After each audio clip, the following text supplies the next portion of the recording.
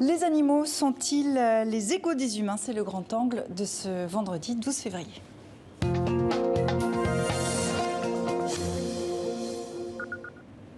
Comment protéger les animaux? Jusqu'où faut-il aller? Des questions qu'on va se poser avec vous, Amandine Sansivins.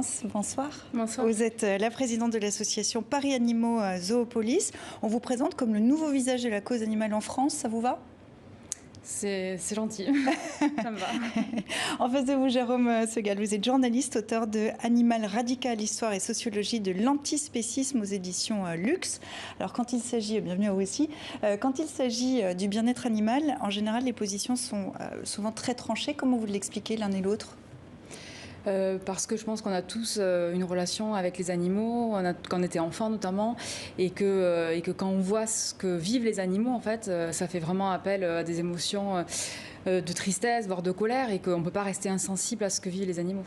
Pareil pour vous? Oui, je pense qu'en fait, lorsqu'on est antispéciste, c'est peut-être un mot qu'on va expliquer, qu'on va s'opposer à la domination de l'homme, de l'homo sapiens sur les autres espèces animales. Tout de suite, en fait, c'est une remise en cause assez profonde de la société, et c'est ce qui fait que ça peut être parfois mal reçu, parfois aussi si les arguments sont un peu frontaux, la réception est délicate. Alors en effet, on va y revenir dans un instant, mais je vous propose qu'on se penche d'abord sur ce qui s'est passé il y a 15 jours. L'Assemblée nationale adopter une série de mesures pour améliorer la condition animale. On les passe en revue avec Anaïs Furtad. Sur les pancartes de ces activistes antispécistes, des appels à l'arrêt de toute forme de maltraitance animale. Depuis 2015 en France, les animaux sont considérés comme des êtres sensibles. Au mois de janvier, une proposition de loi sur la protection des animaux de compagnie et de cirque a été adoptée. Nous voulons une loi! Elle doit être abrogée au printemps. Mais alors, que contient ce texte? En premier lieu, cette proposition de loi prévoit une sanction sévère en cas de maltraitance des animaux de compagnie. 3 ans de prison et 45 000 € d'amende en cas de mort de l'animal. Le texte vise également à responsabiliser les personnes souhaitant acquérir un chien, un chat, un cheval ou encore un serpent, alors que 100 000 bêtes sont abandonnées chaque année dans le pays. Tout nouveau propriétaire se verra remettre un certificat détaillant ses besoins et ses coûts d'entretien.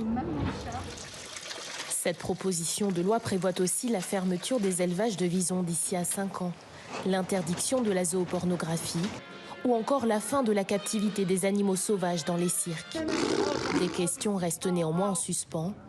Aucune mention de la chasse à courre ou encore de l'élevage intensif. Des sujets qui divisent l'opinion publique. Est-ce que cette loi est une victoire pour vous? C'est une avancée qui est très importante parce qu'en fait, on n'avait jamais eu de proposition de loi mise à l'ordre du jour de l'Assemblée nationale par le gouvernement, par l'exécutif. Après, quand on voit le problème global de la condition animale en France, ce sont quand même des avancées très timides qui ne vont pas du tout assez loin. Là, dans le sujet, vous dites que la chasse à courre et l'élevage intensif divisent. Non, quand on regarde les études d'opinion, on a presque 80% qui est favorable à la fin de l'élevage intensif en France. Encore plus pour l'abolition de la chasse à courre. Donc non, aujourd'hui, si on avait un référendum en France, ces questions seraient tranchées.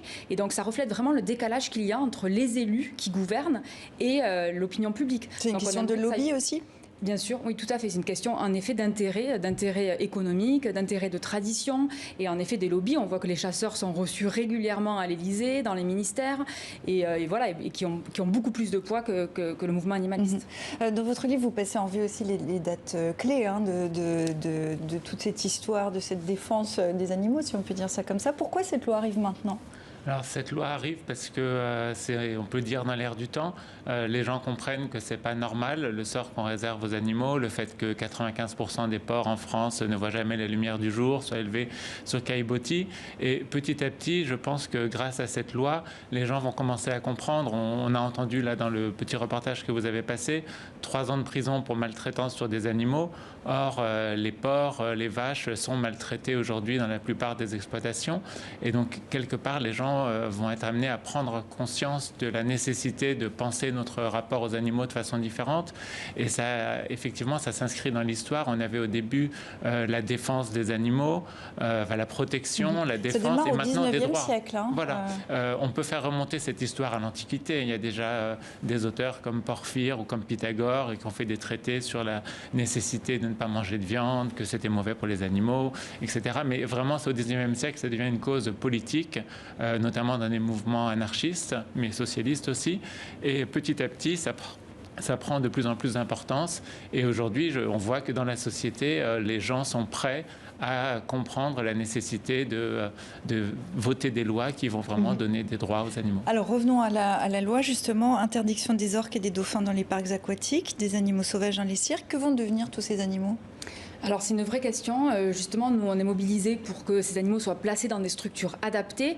Et là, dans la proposition de loi qui a été adoptée en première lecture à l'Assemblée nationale, il y a encore quelques failles, puisque par exemple le gouvernement a refusé que les amendements visant à créer des sanctuaires en mer, où c'est justement les cétacés pourraient être placés dans des conditions les plus proches possibles de ce qui pourrait vivre en liberté, ça a été rejeté. Sur les animaux sauvages terrestres, on souhaite qu'ils soient vraiment placés dans des sanctuaires ou dans des refuges, mais là également il y a un flou, on ne sait pas s'il y aura des moyens. Nous, on souhaite vraiment que le gouvernement mette des moyens importants pour le devenir des animaux. Mais est-ce que ce remède, ce que vous proposez, n'est pas pire que le mal pour ces animaux qui sont inadaptés à la vie sauvage ? Alors oui, tout à fait. Ils sont inadaptés parce qu'ils sont nés en captivité. Mais en fait, ce qu'on souhaite, c'est qu'aujourd'hui, ils ne soient plus asservis, c'est-à-dire dressés, et qu'ils aient des conditions en semi-liberté, en fait, pour qu'ils finissent leur jour dans des conditions les plus confortables possibles, en fait. Mais surtout, au final, ce qu'on veut, c'est en finir avec ce modèle, c'est-à-dire que ce soit la dernière génération derrière les barreaux et qu'il faut en finir. Donc c'est pour ça que l'interdiction de la reproduction à la promulgation de la loi est vraiment fondamentale en captivité. Ça veut dire quoi, que pour vous, la prochaine étape, c'est l'interdiction des zoos ? Alors la question des zoos, c'est une question qui doit être posée en effet, parce que en fait, on se donne le droit d'emprisonner des animaux pour les exhiber. Donc on doit se demander est-ce que c'est juste, alors sous couvert de conservation des espèces. Mais la disparition des espèces, le problème majeur. C'est pas un vrai argument, le fait que. Non, c'est pas un vrai argument, parce que quand vous avez des espèces qui disparaissent, il faut se poser la question de pourquoi. Et les deux causes, c'est la destruction des habitats, comme la déforestation, et le fait de les chasser, de les braconner. Donc on doit s'attaquer à ces deux causes dans les pays où c'est concerné. Mais emprisonner des panthères des neiges à la ménagerie de Paris. Enfin, quel est le rapport ? On ne pourra jamais les libérer. Elles ne sont pas du tout adaptées à être en liberté. Donc, la première mission des zoos, il faut le rappeler, c'est de vendre des tickets pour les montrer. On va revenir à cette notion d'antispécisme. Est-ce que vous vous considérez comme une antispéciste ? Je me considère comme une antispéciste, mais on va donner la définission. Définition, s'il vous plaît. Vous l'avez déjà un petit peu amorcé tout à l'heure. Alors, je vais dire un petit peu autre chose que ce que j'ai dit tout à l'heure. L'idée, c'est qu'on ne peut pas considérer que l'appartenance à une espèce est suffisant pour voir un critère moral sur le traitement qu'on réserve à un individu, quelle que soit son espèce. De la même façon qu'il y a le sexisme et le racisme, les antispécistes estiment qu'il existe le spécisme, qui est une discrimination fondée sur l'espèce. Et très concrètement, on le voit pour les chats et les chiens, 3 ans de prison pour maltraitance. Dans les supermarchés, on voit comment ces animaux-là sont bien traités, et des salons de beauté pour chiens et chats, alors que pour le cochon, pour la poule, pour le dindon, il n'y a pas du tout ce même respect vis-à-vis des animaux. Et donc ça, c'est le spécisme, c'est juger que l'appartenance à une espèce est un critère qui permet de discriminer. Mais ça veut dire qu'un animal est l'égal d'un humain ? Non, pas du tout. Légal en considération si on veut, mais je ne pense pas que les antispécistes veulent donner le droit de vote aux poules. Non, oui. En fait, est-ce que vous voulez donner le droit de vote aux poules ? Non, enfin, le sujet en fait de l'antispécisme, c'est de prendre au sérieux et en considération les intérêts des animaux. Donc déjà, nous, ce qu'on souhaiterait, c'est en finir avec le fait de les torturer, de les emprisonner, de les tuer et de les vendre comme des marchandises. Donc déjà, si on pouvait arriver à obtenir ces 4 droits négatifs pour les animaux, c'est très important. Et après, nous, on souhaiterait ouvrir à des droits positifs, comme par exemple l'accès à la santé pour tous les animaux, l'accès à la sécurité, et voilà, et tous ces droits-là. Mais la question du droit de vote est bien sûr totalement absurde. Oui, je crois que c'était un clin d'œil. Non, mais certains le disent. C'est un mouvement qui est de plus en plus radical, parfois violent. Vous cautionnez ? Nous, on agit tout le temps dans le cadre de la loi, en fait. Radical, après, la définition, qu'est-ce que ça veut dire radical? C'est-à-dire que si s'attaquer aux racines du problème, nous, on assume d'être radical. C'est-à-dire que nous, on veut poser les questions. Est-ce que c'est juste d'emprisonner les animaux? Est-ce que c'est juste de les vendre? Voilà, donc je pense que nous, notre rôle, en tout cas, c'est de mettre en lumière des pratiques qui sont profondément injustes et de les remettre en question et d'ouvrir un débat public. C'est ça qu'on veut, c'est ouvrir un débat public et in fine, qui est, comme on l'a vu, un débat à l'Assemblée nationale et des lois qui soient votées. Oui, je pense que c'est important effectivement de revenir à l'étymologie du mot radical, radix, la racine. Et donc, si les antispécistes peuvent paraître radicaux, c'est parce qu'ils posent vraiment des questions de fond. Il y a des moments un peu violents aussi dans ce radicalisme. Justement, on peut parler de la aussi. violence. Parfois, il peut y avoir une vitrine de boucherie taguée ou parfois même brisée. Ce ne sont que des biens matériels, incomparables par exemple avec lorsque les éleveurs brûlent un péage, déversent des tonnes de fumier sur la voirie. Ce sont des violences tout à fait incommensurables. Le Parlement de Bretagne qui a été brûlé. Donc je pense que si vraiment on s'intéresse à la violence des militants antispécistes est tout à fait marginale.